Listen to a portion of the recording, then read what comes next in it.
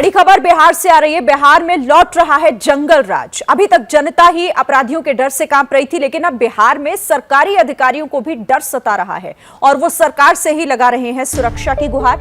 दरअसल ये पूरा मामला जो कि पटना के जिला खनन विभाग का है। खनन विभाग को आरजेडी के विधायक रीता लाल के भाई ने फोन पर जान से मारने की धमकी दी है। अवैध खनन मामले में धमकी को लेकर पुलिस ने केस भी दर्ज कर लिया है।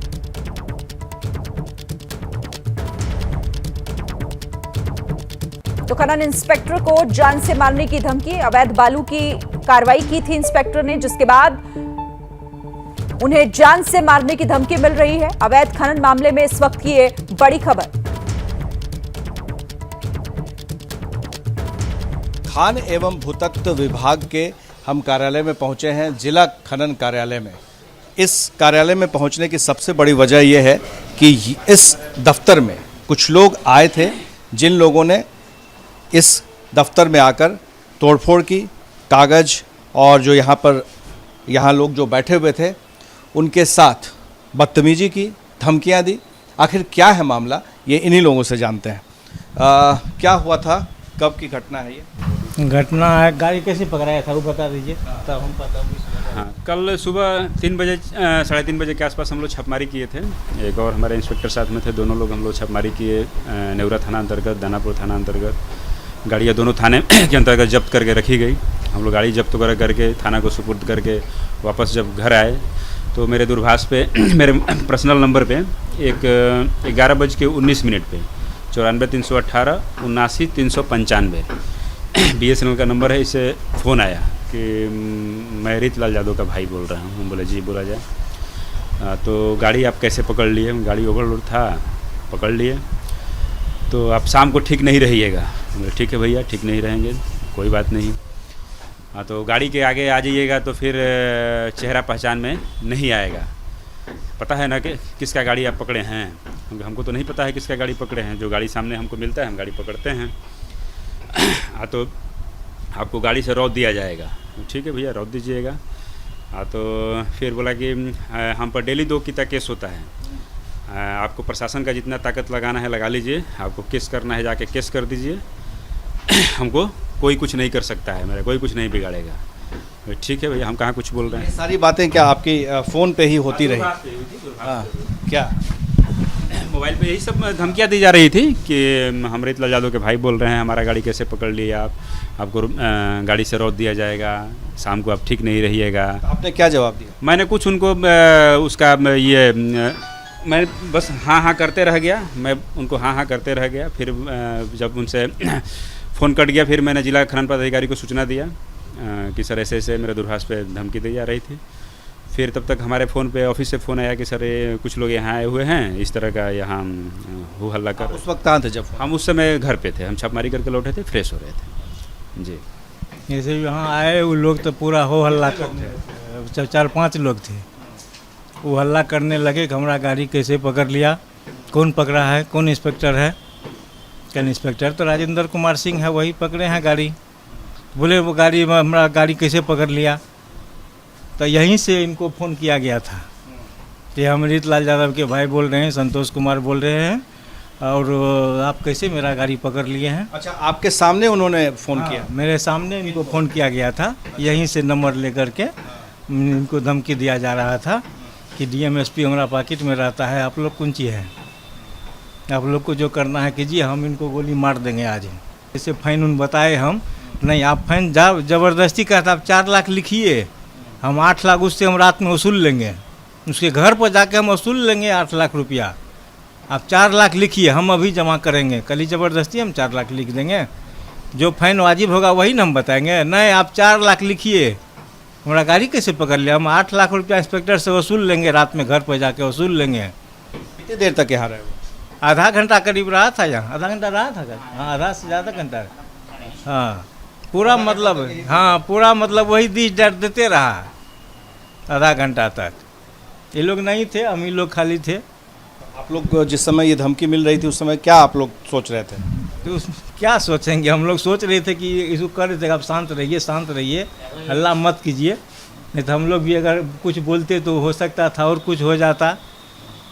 चलिए शांत रहिए, बैठिए, वो लोग आ रहे हैं, पदाधिकारी आ रहे हैं, कोर्ट गए हैं। ये क्या इसके पहले कभी ऐसा हुआ है? जी ना, कभी ऐसा हुआ आप लोग के साथ? ऐसे कभी नहीं हुआ, ये फर्स्ट टाइम ऐसा हुआ है कि ऑफिस में आकर के इतना धमकी दिया गया है।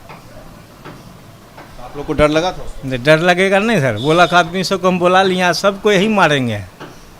25 आदमी हमारा आ रहा है, जो बोलाना है, जिसको बोलाना है बोला लीजिए आप लोग। कहाँ है इंस्पेक्टर को फ़ोन कीजिए, यहाँ आएगा, यहीं आज देख लेंगे, फरियाद लेंगे। तो फिर इसके बाद इंस्पेक्टर साहब क्या किया आप लोग? हम लोग फिर कार्यालय आए, फिर बड़ा बाबू से हम लोग बात किए क्या क्या हुआ था यहाँ पे, फिर इन्होंने बताया, फिर हम लोग जाके प्राथमिकी दर्ज कराए थाना में। थाना प्रभारी ने आश्वस्त किया कि इस पर त्वरित कार्रवाई हम लोग करके उसको तुरंत अरेस्ट करेंगे। तो खनन विभाग के इंस्पेक्टर को आपने सुना, वहां के अधिकारियों को आपने सुना, किस तरीके से वो अब डर के साए में जी रहे हैं। सीधे इस पर बात करने के लिए रुक कर लेते हैं। प्रकाश कुमार हमारे संवाददाता जुड़ गए हमारे साथ। प्रकाश, जंगल राज बिहार में लौट रहा है, विपक्ष लगातार ये सवाल उठा रहा है, लेकिन ये तो एक और नई तस्वीर है। किस तरीके से अब जो खनन माफिया है वो अधिकारियों को, खनन इंस्पेक्टर को भी धमकाने से बाज नहीं आ रहे। देखिए शिरीन, ये खबर बहुत ही महत्वपूर्ण है। आपने देखा होगा कि जहाँ जहाँ खनन माफिया, जो बालू माफिया है, वो हावी है, कई ऐसे स्थानों पर खबरें मिलती रहती हैं कि यहाँ पर थानेदार को कुचल दिया, यहाँ के एएसपी को कुचल दिया। पूरे देश में आप देखेंगे तो उसकी बात कैसे होती है। आप बिहार में ये पहली मर्तबा है कि किसी खनन विभाग के अधिकारी जो हैं, वहाँ पर जो बैठते हैं, इंस्पेक्टर बैठते हैं, उनके विभाग में जाकर, उनके दफ्तर में जाकर खुलेआम धमकी दी गई है। ये पहला वाकया है, मैंने भी कभी अभी तक नहीं सुना है कि इस तरह से। ये जरूर सुनता था कि फील्ड में धमकी दी जाती है, मारपीट होती है, गोली बारूद चलता है, ये सब कुछ होता है, लेकिन और वो भी दफ्तर कहाँ है पता है? जहाँ पर एसडीएम बैठते हैं, सिविल एसडीओ जो है वो बैठते हैं। महज 200 मीटर की दूरी पर थाना है, वहाँ पे बहुत सारे अधिकारी वहाँ आसपास में रहते हैं। वीवीआईपी इलाका है, वो इनकम टैक्स का चौराहा, इनकम टैक्स गोलंबर है, वहाँ पर है।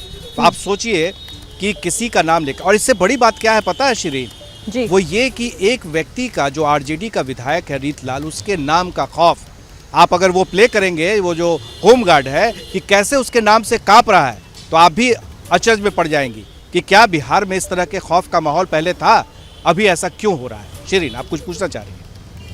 नहीं प्रकाश जी, जिस तरीके से आप बता रहे हैं, कई सवाल भी इससे लेकर उठ रहे हैं और लगातार इसको लेकर आप ही नेताओं से बात भी कर रहे हैं। आपने थोड़ी देर पहले आरजेडी के प्रवक्ता शक्ति यादव से बात की, एक बार दर्शकों को सुनवा देते हैं, उनकी तरफ से क्या कहा जा रहा है इसे लेकर। अपराधी बेकाबू, खौफ में है सरकारी बाबू, सरकार वही, अपराध नहीं।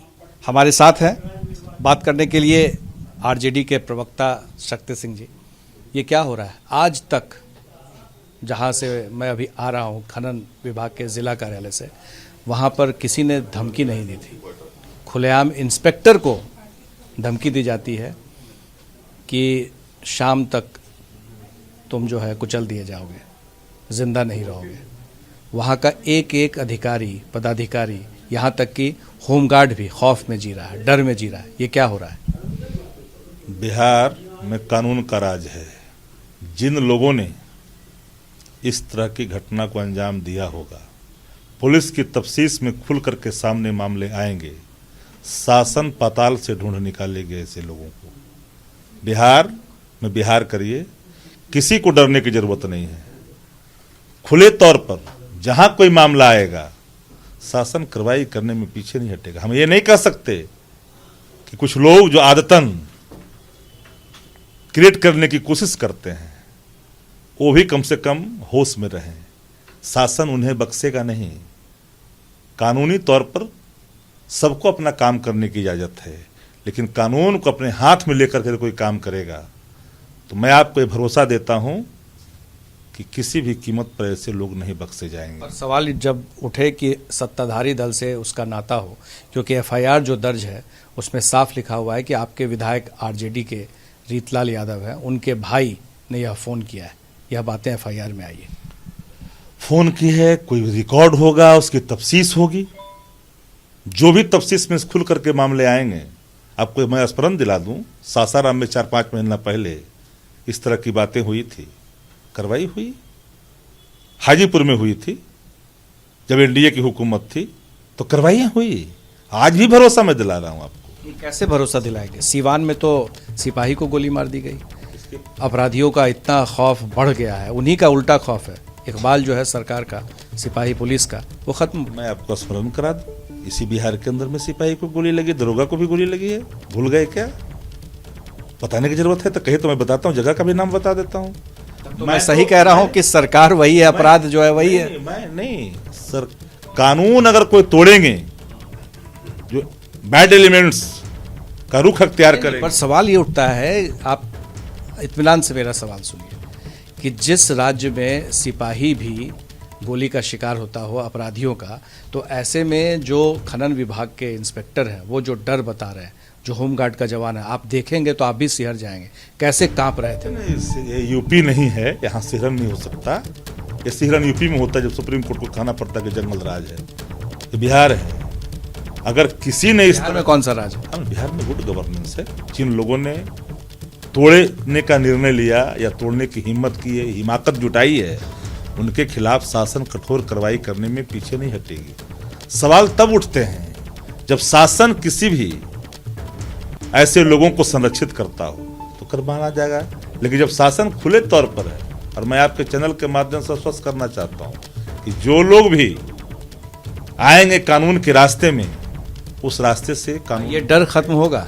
डर है ही नहीं। अरे हम देखिए लोग कैसे कांप रहे हैं, कह रहे हैं कि नाम सुन करके हम डर रहे हैं। तो आपका अभिनय मुझे कभी कभी लगता है, नहीं, मेरा अभिनय नहीं है, आपका अभिनय है। वो जो आप देखिए जो डर रहे हैं उनका अभिनय नहीं है, वो अंदर से निकल रहा है। मैं नहीं गया था उनको कहने के लिए, वो जो स्थिति बनी थी उसमें कि वो डर रहे हैं, आप देखेंगे तो आप भी सिहर जाएंगे, कैसे कोई डर लगता है। हम क्यों सहरेंगे? आपको जो क्वेश्चनार का जो रोल प्ले कर रहे हैं जिस रूप में, वो अपने आप में आप लग रहा है कि क्वेश्चन कर रहा हूँ, लेकिन डर उनका बता रहा हूँ, वो कैसे डर रहे हैं। डरने का सवाल ही नहीं है। एक बात आप जान लीजिए पूरे तौर पे, यहाँ कानून का राज है, और जिस प्रकार कोई भी हस्तक्षेप करने की कोशिश करेंगे। क्या वो डरने का अभिनय कर रहे हैं जो लोग डर रहे हैं? हमने कहा कि अगर किसी को धमकी दी जाती है, वो बाकायदा FIR दर्ज करता है, तो वो अभिनय कर रहे हैं। हम तो नहीं, आपका वो नाटक कर रहे हैं। नहीं, आपके अभिनय, हम तो सवाल पूछ रहे हैं। आपके सवाल का मैंने उत्तर दिया कि जिनके मन में यह बात कुछ आई है और कहीं से स्थापित होता दिखेगा पुलिस की तफ्तीश में, इन्वेस्टिगेशन में, तो आपको आप एश्योर करेंगे कि सुरक्षित रहेंगे वो। अच्छा एक बता लीजिए, जो कानून तोड़ेंगे बचेंगे क्या? पताल में भी होंगे, ढूंढ निकाले जाएंगे, चाहे कोई हो। जब A to Z की परिकल्पना जिस दिन की गई थी, उसमें रंग और भेद नहीं देखा गया, चाहे आपकी पार्टी के विधायक हमने हो। कहा पार्टी, हमने कहा कोई, चाहे रसूखदार हो या आम आदमी हो, अगर कानून तोड़ेंगे तो कानून उन्हें नहीं बख्शेगी। चलिए, आश्वासन दे रहे हैं आरजेडी के प्रवक्ता जो हैं शक्ति सिंह यादव की जो खौफ में है वो डरे नहीं। यहाँ डर का माहौल नहीं है, डर का माहौल तो यूपी में है। सवाल बिहार से था, जवाब यूपी का है। हमारे सहयोगी शैलेश के साथ प्रकाश कुमार, ABP न्यूज़, पटना। तो आरजेडी का पक्ष आपने सुना, जो कार्रवाई की बात यहां पर कह रहे हैं, लेकिन जिस तरह की तस्वीरें निकलकर सामने आ रही हैं वो तो यही बता रही हैं कि जो विपक्ष का आरोप है कहीं वो सच साबित तो नहीं हो रहा है बिहार में। एक बार फिर से हम रुक कर लेते हैं, प्रकाश लगातार हमारे साथ बने हुए हैं। प्रकाश, क्या ये कह देना काफी है कि हम कार्रवाई करेंगे, जो जांच होगी बात सामने आ जाएगी साफ? देखिए, एक बात होती है परसेप्शन की और एक बात होती है हकीकत की। तो जो ये खनन विभाग के इंस्पेक्टर कह रहे हैं, खुद कह रहे हैं, और कैसे डरे हुए हैं, आप उस वीडियो को देखिए कि जो कह रहे हैं कि डर लगता है, डर लगा हमको, बहुत ज़्यादा अंदर से डर गए थे। और वहाँ के जो पदाधिकारी हैं, क्लर्क है, आप होमगार्ड को सुनिए, नाम सुन करके खौफ, रीतलाल यादव। अब सोचिए कि बिहार में ये पहले हमने कभी नहीं देखा था। नीतीश कुमार के शासनकाल में ये ऐसा कुछ नहीं हुआ था, लेकिन ऐसा क्यों हो रहा है कि नीतीश ही मुख्यमंत्री हैं, लेकिन अपराधी और अपराध करने वाले बेकाबू हैं। खौफ जताने के लिए कार्यालय तक पहुंच जा रहे हैं, और वो भी कार्यालय कहीं और नहीं है।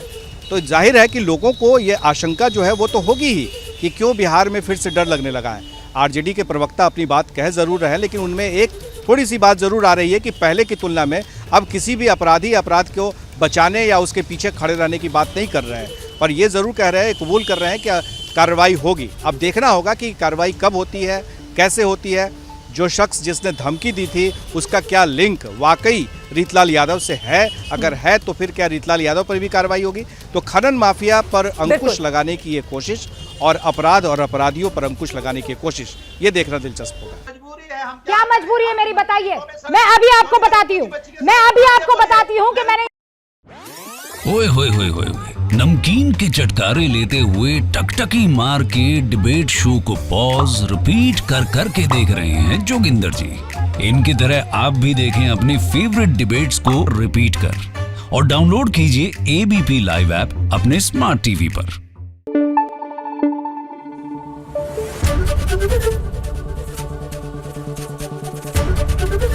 एबीपी न्यूज आपको रखे आगे।